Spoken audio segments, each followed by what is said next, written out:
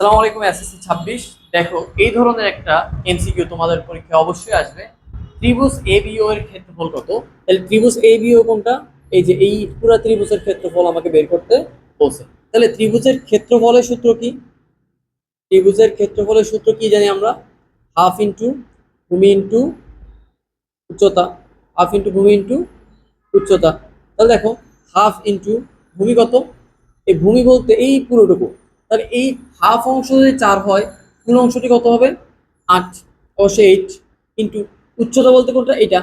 দেখো, এখানে আরো একটা এমসিকিউ। আমরা জানি পিথাগোরাসের ত্রয়ী। পিথাগোরাসের ত্রয়ী কত? 3, 4, 5। তাহলে 5 এখানে আছে, 4 এখানে আছে, তাহলে এটা কত হবে? 3। আমরা মুখস্থ রাখবো পিথাগোরাসের ত্রয়ী কি? 3, 4, 5। পিথাগোরাসের ত্রয়ী কত? 3, 4, 5। এটা এমসিকিউ আসতে পারে তোমাদের। ওকে। উচ্চতা কত তাহলে?